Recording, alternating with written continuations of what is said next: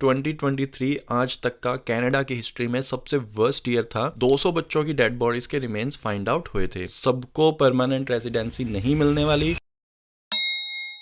So no doubt Canada is a beautiful country और ये safe country भी है, बट हर कंट्री के अपने खुद के चैलेंजेस होते हैं, अपने खुद के इश्यूज होते हैं। तो आज अपने बात करने वाले हैं कनाडा की बैड साइड के बारे में, जो आप सबको पता होनी चाहिए अगर आप कनाडा मूव होना चाहते हो। तो 8 पॉइंट्स के ऊपर अपने बात करने वाले हैं। सो बिना टाइम को वेस्ट करें, लेट्स स्टार्ट दिस वीडियो। तो सबसे पहला पॉइंट है क्लाइमेट का, जो कि आप सबको ऑलरेडी पता भी होगा। तो जैसे जैसे हम इक्वेटर से नॉर्थ की साइड जाते हैं तो टेम्परेचर जो है वो बहुत क्विकली डाउन होना स्टार्ट हो जाता है। सो कनाडा की जो मेजोरिटी ऑफ प्रोविंसेस हैं या फिर मेजोरिटी ऑफ कनाडा की जो लैंड है वो बहुत ज्यादा हार्श क्लाइमेट के अंदर है। वहां का जो टेम्परेचर है वो -20, -30, -40 से भी नीचे चला जाता है। और बात सिर्फ टेम्परेचर पे आके खत्म नहीं होती, उसके बाद जो यहाँ के स्नो स्टॉर्म्स वगैरह आते रहते हैं, तो उस सिचुएशन के अंदर सारा जो ट्रांसपोर्टेशन है वो रुक जाता है। अगर आप कहीं पे स्टक हो जाते हो तो वो भी बहुत ज्यादा प्रॉब्लमेटिक हो जाता है। यहाँ पे जब भी स्टॉर्म्स वगैरह आती हैं और अगर पावर आउटेज हो जाए तो और ज्यादा क्रिटिकल सिचुएशन में फंस जाते हो, क्योंकि -30 में सर्वाइव करने के लिए आपको हीटिंग की नीड होती है और इलेक्ट्रिसिटी अगर चली जाए तो आपके घर भी हीट होना बंद हो जाते हैं। सो कनाडा के बारे में जब आप सोच रहे हो कि यहाँ पे स्नो पड़ती है, ठंड है, तो आपको पूरा डीप जाके इन सारी चीजों को भी समझना चाहिए कि अगर आप कनाडा मूव होने जा रहे हो तो विंटर्स जो है वो हार्श होने वाली हैं। आपको बहुत सारे चैलेंजेस एंड डिफिकल्टीज फेस करनी पड़ सकती हैं, जो कि शायद आपने अपनी होम कंट्री में ना करी हो। इसके बाद अपने बढ़ते हैं सेकंड पॉइंट के ऊपर, बात करते हैं हाई कॉस्ट ऑफ लिविंग की। इन्फ्लेशन कह लो, महंगाई कह लो, पूरी दुनिया में बढ़ रही है। बट कनाडा के अंदर अगर आप मेन सिटीज के अंदर आके रहने का प्लान कर रहे हो तो साथ में फिर आपको ये चीज भी समझनी पड़ेगी कि आपकी जो कॉस्ट ऑफ लिविंग है वो बहुत ज्यादा रहने वाली है। फॉर एग्जांपल अगर आप एक डिसेंट सी जॉब कर रहे हो तो मेन सिटीज के अंदर हो सकता है आपके बेस लाइन जो खर्चे हैं वो भी आप पूरे ना कर पाओ। तो इसलिए आपने लोगों को देखा होगा सेकंड जॉब करते हैं या फिर वीकेंड्स पे भी ऑफ ना लेके वीकेंड वाले डे पे भी, सैटरडे संडे भी लोगों को काम करना पड़ता है। और अगर आप वर्ल्ड क्लास सिटी में आके कहीं पे रह रहे हो, ये चीज तो हर जगह ही है, इट्स नॉट अबाउट कनाडा। अगर आप अमेरिका जा रहे हो, यूके जा रहे हो, अगर उनकी मेन सिटीज में जाओगे आपको हाई कॉस्ट ऑफ लिविंग तो बेयर करनी ही पड़ेगी। तो वो अपने थर्ड पॉइंट के ऊपर बढ़ते हैं और थोड़ी सी बैड साइड दिखाते हैं कनाडा की। सो 2021 में मैं कनाडा आया था और जो न्यूज 2 साल पहले निकली थी कि एक रेजिडेंशियल स्कूल की बिल्डिंग के नीचे से लगभग 200 बच्चों की डेड बॉडीज के रिमेन्स फाइंड आउट हुए थे। सो कनाडा के अंदर तो लोगों को ये चीज पता लग गई थी, बट इंटरनेशनली ये चीज लोगों तक नहीं पहुंची थी और इसके ऊपर पूरी एक वीडियो बन सकती है। गवर्नमेंट ने भी अपनी स्टेटमेंट दी थी कि वो बहुत ज्यादा अशेम्ड है इन सारी चीजों की वजह से, बट जो कुछ भी था वो पास्ट में था। आज की अगर अपने बात करें, कनाडा आज के टाइम में बहुत ज्यादा फ्रेंडली है, चाहे आप किसी भी कम्युनिटी से आ रहे हो, अगर आप इमिग्रेंट हो। सो जितने भी ये इश्यूज और चैलेंजेस चल रहे थे इसके ऊपर भी कनाडा पिछले बहुत सालों से बहुत अच्छे से वर्क कर रहा है। सो अब अपने बढ़ते हैं फोर्थ पॉइंट के ऊपर, बात करते हैं हेल्थ केयर के वेट टाइम्स की। अगर आप भी मेरे जैसे ऐसी होम कंट्री से बिलोंग करते हो, फॉर एग्जांपल इंडिया के अंदर अगर कोई भी मेडिकल सर्विसेज हमें चाहिए थी, अगर मैंने कहीं पे गिर के अपनी लात तोड़वा ली, सो राइट अवे अपने वहां पे एक्सरेज, सीटी स्कैन्स, MRI सब कुछ हो जाती थी। अगर हमें ट्रीटमेंट चाहिए, सर्जन से मिलना है या फिर जितनी भी डिफरेंट डॉक्टर्स की स्पेशलिटी है, आपको सारी चीजें बिना वेट टाइम के मिल जाती हैं। बट भाई कनाडा के अंदर ये चीजें बहुत डिफरेंट है। बोलना बहुत ईजी है, बट जिसके साथ होता है ना उन्हें इस चीज का ढंग से समझ आता है कि आप इमरजेंसी रूम में जा रहे हो, आपको पता चल रहा है कि आपका चाहे हाथ टूटा हुआ है, आप 4-4 घंटे वहां पे इमरजेंसी वार्ड में पड़े हो और उसके बाद भी वो आपको पेन किलर देके भेज देंगे। एक्सरे की जो डेट आएगी वो 1 हफ्ते बाद की आएगी और उसके बाद अगर आपको सीटी स्कैन या MRI की नीड है तो उसके लिए आपको हो सकता है 3-3 महीने, 6-6 महीने या 8-8 महीने भी वेट करना पड़ सकता है। सो इसलिए ये चीज आपने बहुत सुनी होगी, अगर किसी को भी कोई मेडिकल सर्विसेज चाहिए होती हैं तो वो कनाडा से अपने होम कंट्री भाग जाते हैं, वहां से वो अपने 5-10 दिन में सारा ट्रीटमेंट वगैरह लेके और वापस आ जाते हैं। यहाँ का हेल्थ केयर फ्री जरूर है, बट फ्री के साथ फिर उसकी ये सारी लिमिटेशंस भी हैं। तो इसके बाद अपने बढ़ते हैं नेक्स्ट पॉइंट के ऊपर, बात करते हैं क्यूबेक के बारे में। अब क्यूबेक के अंदर आपको पता होगा फ्रेंच बहुत ज्यादा पॉपुलर है और बेसिकली उसे फ्रेंच प्रोविंस भी कहा जाता है। पिछले सालों के अंदर ना बहुत बार ये ट्राई करी गई है कि क्यूबेक को अलग नेशन बना दिया जाए, जहाँ की जो मेन लैंग्वेज रहेगी वो फ्रेंच रहेगी। अब जितने भी इमिग्रेंट्स अगर वो क्यूबेक मूव हो रहे हैं तो उन्हें ये चीज समझ आती है कि अगर आपको फ्रेंच आती है, देन आपका जो ट्रांजिशन है, देन आपकी जो वहाँ की लाइफ है, आपको जॉब ढूंढनी है, कुछ भी करना है, तो वो बहुत ज्यादा ईजियर हो जाती है। सो अगर आपको सिर्फ इंग्लिश आती है, फ्रेंच नहीं आती, तो आपको बहुत सारी जगह कॉम्प्रोमाइज करना पड़ सकता है। फिर अपने बढ़ते हैं नेक्स्ट पॉइंट के ऊपर, बात करते हैं यहाँ के इंफ्रास्ट्रक्चर और पब्लिक ट्रांसपोर्टेशन के बारे में। अब जैसे कि हमने फर्स्ट पॉइंट में बात करी थी कि यहाँ का वेदर बहुत ज्यादा एक्सट्रीम है। विंटर्स के अंदर आपको बहुत सारी स्नो स्टॉर्म्स, बहुत सारी स्नो और बहुत ज्यादा harsh weather, for example -30 degree, -40 degree भी कुछ पार्ट्स में सहन करना पड़ सकता है। सो उस चीज के अंदर आप पब्लिक ट्रांसपोर्ट पे बहुत ज्यादा ज्यादा रिलाई करते हो। और पब्लिक ट्रांसपोर्टेशन की अगर अपने बात करें तो जिस तरीके का कनाडा का वेदर है ना, उस अकॉर्डिंग यहाँ पे पब्लिक ट्रांसपोर्टेशन आपको नहीं मिलेगा। इसीलिए आपने ये चीज सुनी होगी कि यहाँ पे अगर आप थोड़े से भी आइसोलेटेड पार्ट में रह रहे हो तो आपको कार की रिक्वायरमेंट रहती ही है। सो अगर अपने बिग सिटीज की बात करें, वहां पे चाहे आपको ट्रांसपोर्टेशन अच्छा मिल जाएगा, but at the same time वहां पे फिर आपको ट्रैफिक में कंजेशंस वगैरह बहुत मिलेंगे। तो जिस टाइम आप कनाडा आने का प्लान कर रहे हो, आपको ये सारी चीजें भी ध्यान में रखनी है जिस टाइम आप अपना डिसीजन ले रहे हो कि मेरे को कनाडा के किस पार्ट में जाके रहना है। और फिर अपने अगले पॉइंट पे बढ़ते हैं, बात करते हैं एनवायरमेंटल कंसर्न के बारे में। अब आप खुद गूगल खोल के देखना और सर्च करके देखना कि कनाडा के अंदर अब तक का सबसे बुरा टाइम कौन सा था जब बहुत सारी वाइल्ड फायर्स हर जगह आग लग रही थी। सो आपको पता लगेगा कि क्लाइमेट चेंज की वजह से 2023 आज तक का कनाडा की हिस्ट्री में सबसे वर्स्ट ईयर था। 6000 से भी ज्यादा वाइल्ड फायर्स अब तक हो चुकी हैं कनाडा में, जिसकी वजह से लाखों लोगों को अपने घर अपने काम छोड़ने पड़े हैं। सो ये भी कनाडा की एक ऐसी साइड है, एक ऐसी सिचुएशन है जो शायद इंटरनेशनल लेवल पे आप सब तक नहीं पहुंच पाती। सो उसके बाद भाई अपने लास्ट पॉइंट पे बढ़ते हैं, बात करते हैं इमिग्रेशन के बारे में। अब कनाडा चाहे इमिग्रेंट्स को दोनों हाथों से बुलाता है कि भाई आ जाओ, आके हमारी इकोनॉमी को बूस्ट करो, क्योंकि उसके पीछे भी बहुत सारे रीजंस हैं। कनाडा की बर्थ रेट जो है वो बहुत ज्यादा गिरे जा रही है। एक तरीके से इमिग्रेंट्स ही आके यहाँ पे इन्हें और वर्कर्स प्रोवाइड करवा रहे हैं, जिससे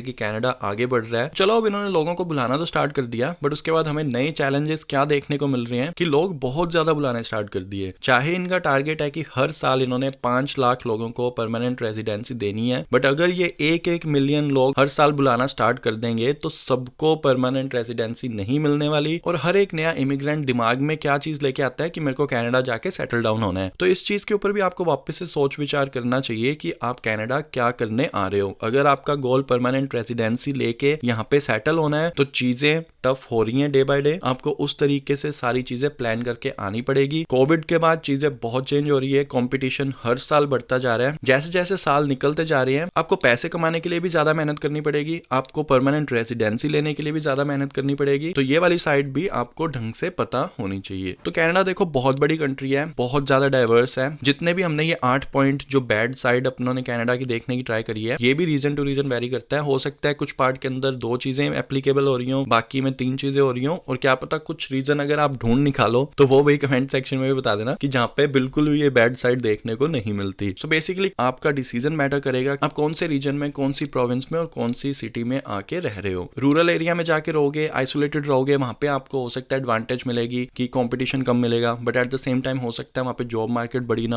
हो सकता है वहां पे हेल्थ केयर फैसिलिटीज आपको अच्छी ना मिले। सो हर जगह के प्रोज एंड कॉन्स होते हैं और यही सारी चीजें आपको भी पहले असेस करनी है। सो गाइस वो कहते हैं ना कि हर सिक्के के 2 पहलू होते हैं। सो ऐसा नहीं है कनाडा के अंदर सिर्फ बैड साइड ही है, कनाडा की गुड साइड भी है, जो कि अपने अगली वीडियो के अंदर डिस्कस करने वाले हैं। सो गाइस आपके क्या व्यूज हैं आप कमेंट सेक्शन में जरूर बताना। नेक्स्ट आने वाली कोई भी वीडियो आप मिस ना कर दो, उसके लिए चैनल को जरूर सब्सक्राइब कर लेना। अपने मिलते हैं अब नेक्स्ट वीडियो में, तब तक के लिए goodbye and take care.